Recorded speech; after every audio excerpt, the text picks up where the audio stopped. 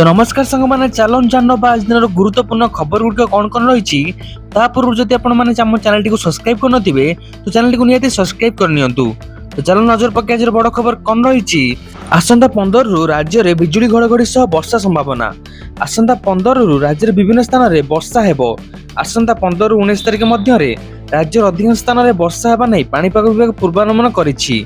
किछि स्थान में बिजुली घड़घड़ी सह वर्षा संभावना थिबा बेले अल्प किछि स्थान में कुआपथर वृष्टि संभावना रही। एही समय झटका पवन बेग 40 रु 50 किमी प्रति घंटा रही पारे बोली पूर्वानुमान करा जायछि।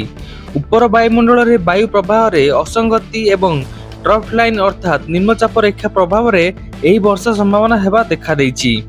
मार्च मास अधा नहुणु ओडिशा रे कलबल करुछि खरा। चलित वर्ष प्रथम थर पई गुरुवार राज्य सर्वोच्च तापमात्रा 40 डिग्री सेल्सियस अतिक्रम करिछि। पश्चिम ओडिशार शिल्प शहर झारसुगुड़ा एवं राज्यर सबठारु उत्तप्त शहर पलटिछि। आंचलिक पाणीपाग केन्द्र सूचना अनुसार चलित सीजन रे प्रथम थर पई राज्य रे पारद 40 डिग्री अतिक्रम करिछि। 40.8 डिग्री सह झारसुगुड़ा राज्यर सबठारु उत्तप्त शहर भाव रेकर्ड होइता बेले हीराकुद तापमात्रा 39.2 डिग्री रही। सेहीपर संबलपुर सुंदरगढ़ रे पारद 39 डिग्री छुईता बेले राजधानी भुवनेश्वर 38.6 डिग्री एवं कटक रे 35.6 डिग्री तापमात्रा अनुभूत होइछि। अकाउंट को आसिला पीएम किसान योजना 22तम किस्ती वितरण कले प्रधानमंत्री मोदी। देशर कोटी कोटी चाषी आज एक बड़ दिन। केंद्र सरकार प्रधानमंत्री किसान सम्मान निधि योजना 22तम किस्ती आज जारी करा जायछि। प्रधानमंत्री नरेंद्र मोदी देशर योग्य कृषक मान बैंक खाता को सीधा सड़क 2000 टंका लेखाएं ट्रांसफर करिसंती। मिलित सूचना अनुसार एथर 9 कोटी अधिक चाषी परिवार एही योजना लाभ पाइछंती। क्षुद्र और नाममात्र चाषी को आर्थिक सहायता प्रदान करबा एही योजनार मुख्य उद्देश्य, जहा द्वारा सेमान निजर कृषि और घरोई आवश्यकता पूर्ण करि परिबे। एही योजना अधीन चाषी को वर्ष को मोट 6000 टंका प्रदान करा जायथाय। यह तीनोटी अलग अलग किस्ती रे 2000 टंका लेखाएं सीधा सड़क सेमान बैंक खाता को पठा जायथाय।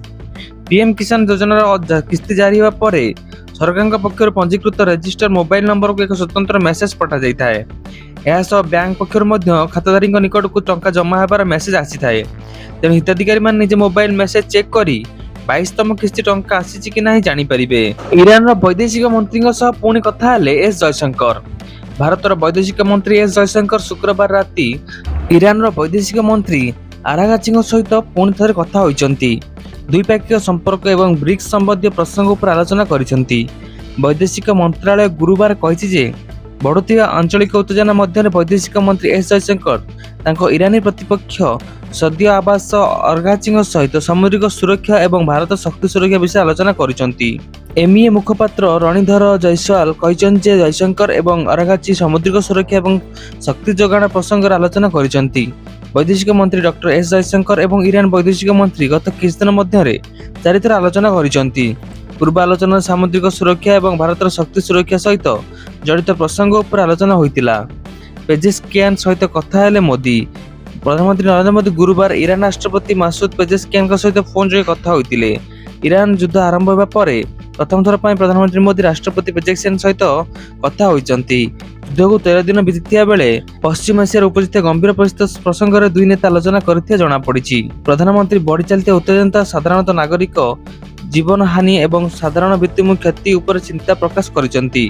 फोन कॉल पर एक सोशल मीडिया पोस्ट प्रधानमंत्री मोदी कहिसंती जे आलोचना एवं कूटनैतिक आवश्यकता उपर गुरुत्व करा जायछि एवं भारत स्थिति को दोहराइछंती। प्रधानमंत्री मोदी कहिसंती जे भारतीय नागरिक सुरक्षा सामग्री और शक्तिर निरंतर परिवहन आवश्यकता भारत सर्वोच्च प्राथमिकता। से शांति एवं स्थिरता प्रति भारतर प्रतिबद्धता को दोहराइछंती। तेल गैस कलाबजारी विरुद्ध हेबो दृढ़ कार्यानुष्ठान।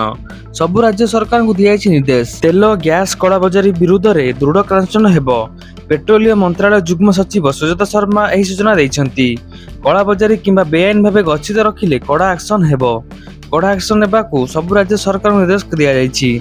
राजस्थान, मध्य प्रदेश, उत्तर प्रदेश एक्शन होइछि एवं दैनिक 75 लाख गैस बुकिंग हेउछि।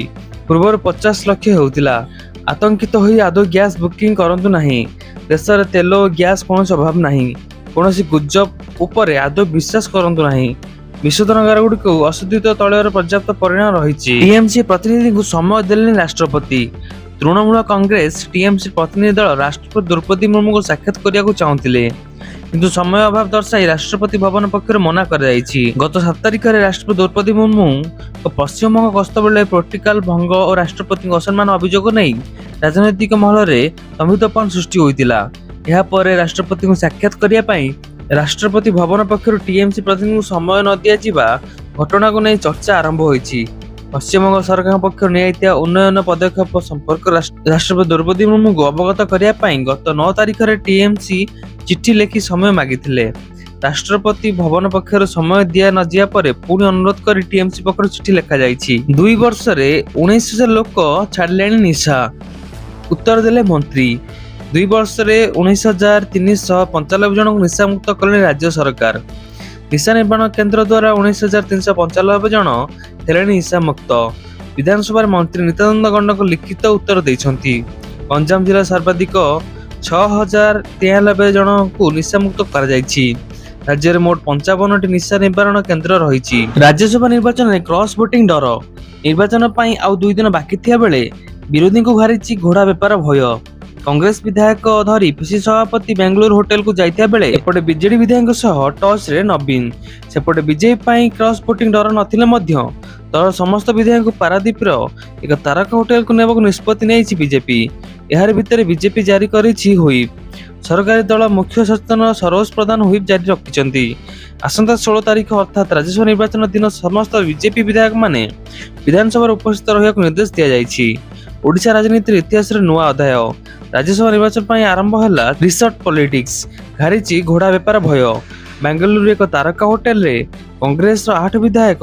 ରାଜ୍ୟସଭା ନିର୍ବାଚନ ଆଉ ମାତ୍ର 2 ଦିନ ବାକି ଥିବା ବେଳେ ରୋଚକ ହେବାରେ ଲାଗିଛି ରାଜନୀତି।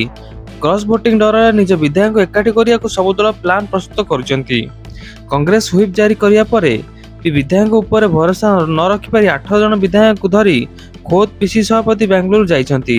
ସେମାନଙ୍କ ଭିତରେ ଅଛନ୍ତି ରାଜନ ଏକ୍ସା ସତ୍ୟଜିତ ଗମାଙ୍ଗମାଙ୍ଗୁ, ଖିଲ ପବିତ୍ର ସାଉଣ୍ଟା ନୀଳମାଧବ ହିକକା, ଅଶୋକ ଦାସ, ଅପେଲା ସ୍ୱାମୀ, ପ୍ରଫୁଲ୍ଲ ପ୍ରଧାନ ପ୍ରମୁଖ। ବାକି 6 ଜଣ ବିଧାୟକ ଓଡ଼ିଶାରେ ଅଛନ୍ତି। ସେମାନଙ୍କ ଉପରେ ନଜର ରଖିଛି ଦଳ। ସେପଟେ କିନ୍ତୁ କଂଗ୍ରେସ ବିଧାୟକ ଗସ୍ତକୁ ବିଧାୟକ ସୋଫିଆ ଫିରଦୋସ ନାପସନ୍ଦ କରିଛନ୍ତି। ବିଜେଡି ଶିବିରରେ ମଧ୍ୟ କ୍ରସ୍ ଭୋଟିଂ ଡର ଲାଗି ରହିଛି। ଅସନ୍ତୁଷ୍ଟଙ୍କୁ ମନେଇବା ପାଇଁ ନବୀନ ନିବାସରେ କସରତ ଚାଲିଛି। ଦଳ ତରଫରୁ ହୁଇପ୍ ଜାରି ହୋଇଛି ଭୁବନେଶ୍ୱର ନ ଛାଡ଼ିବାକୁ। ତା ସତ୍ତ୍ୱେ ବିଧାୟକଙ୍କ ଉପରେ ଭରସା କରିପାରୁନାହାନ୍ତି ନବୀନ। ଆଜି ସୋର ବିଧାୟକ ମାଧବ ଢାଡାଙ୍କ ସହ ଆଲୋଚନା କରିଛନ୍ତି। ସବୁ ବିଜେଡି ବିଧାୟକଙ୍କ ଚିଠି ଲେଖିଛନ୍ତି ନବୀନ। ଏହା ସହ ନବୀନ ନିବାସରେ ସନ୍ଧ୍ୟା 5:30ରୁ 7:30 ପର୍ଯ୍ୟନ୍ତ ଆଜି ଓ କାଲି ଉପସ୍ଥିତ ରହି ଟ୍ରେନିଂରେ ଯୋଗ ଦେବାକୁ ନିର୍ଦ୍ଦେଶ ଦେଇଛନ୍ତି। ଏହା ସହ ରବିବାର ଦିନ ବିଧାୟକ ଦଳ ବୈଠକ ଡାକିଛନ୍ତି ବିଜେଡି ସଭାପତି ନବୀନ ପଟ୍ଟନାୟକ। ସେପଟେ ଚତୁର୍ଥ ଆସନ ହାତେଇବା ପାଇଁ ବିଜେପି ବି ନିଜ ପ୍ଲାନରେ ଅଛି। ବଣେଇ ସିପିଏମ୍ ବିଧାୟକ ଲକ୍ଷ୍ମଣ ମୁଣ୍ଡାଙ୍କ ସହିତ କଥା ହୋଇଛନ୍ତି ଦିଲ୍ଲୀପ ରାୟ।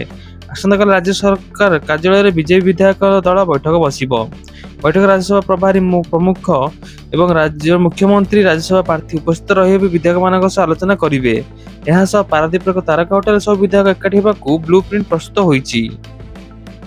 ତ ଠିକ୍ ଅଛି ସାଙ୍ଗମାନେ, ଥିଲା ଆଜିର କିଛି ନ୍ୟୁଜ୍ ଅପଡେଟ୍। ଏପରି ନୂଆ ନ୍ୟୁଜ୍ ଅପଡେଟ୍ ଚ୍ୟାନେଲକୁ ସବସ୍କ୍ରାଇବ୍ କରି ରଖିଥାନ୍ତୁ। ଦେଖା ପାବାକୁ ନୂଆ ଭିଡ଼ିଓରେ ରହିଲି, ଧନ୍ୟବାଦ।